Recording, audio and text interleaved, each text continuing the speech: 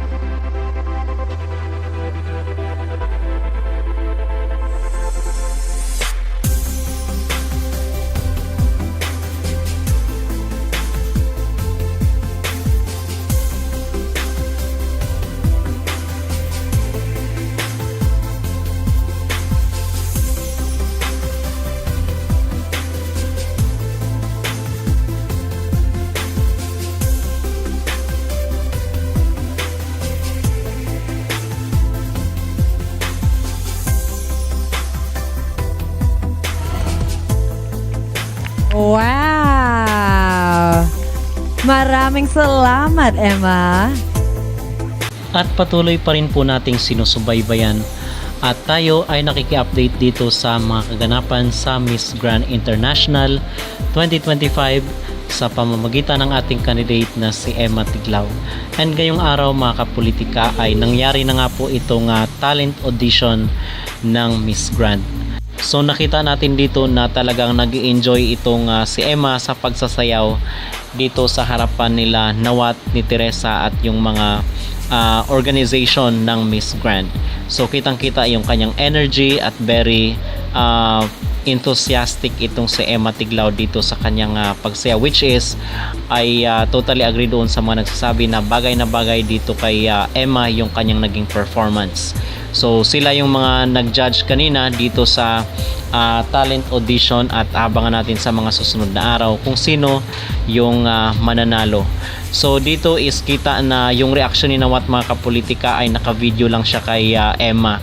So hindi natin alam kung siya ay nasisiyahan, pero base doon sa video na ating nakita, yung reaction ni Nawat ay nakakuha lang siya ng video dito kay Emma Tiglao, while yung iba namang kasama niya, yung katabi niya is enjoy na enjoy dito sa pagpe-perform ni Emma Tiglao, at yung iba nga is nagpapalakpakan pa doon sa sa saliw ng musika.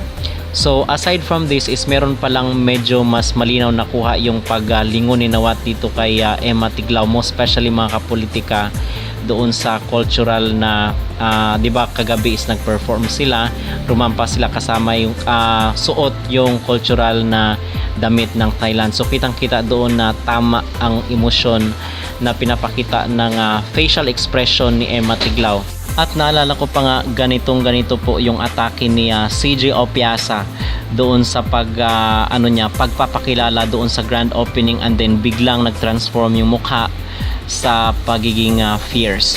So kuhang-kuha ni Emma Tiglao mga kapolitika yung iba sa mga atake or mga moves ni CJ Opiasa, which maganda yun dito sa kanyang performance.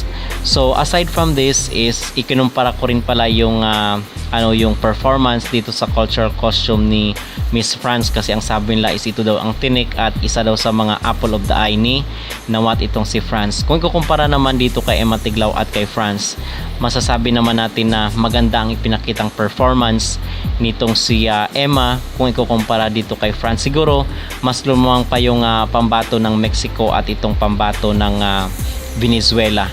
Pero si France, I don't think so na nag-stand out siya doon sa kanilang performance kagabi. Okay, so yun ang ating update, at ngayon is may press conference pala itong sila Nawat at si CJ. So ating abangan mga kapolitika ang mga susunod na kaganapan dito sa Miss Grand International.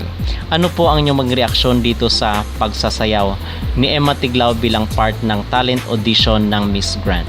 Mag-comment down below at huwag kalimutang mag-like at mag-subscribe na rin kayo para updated kayo sa ating mga latest issue.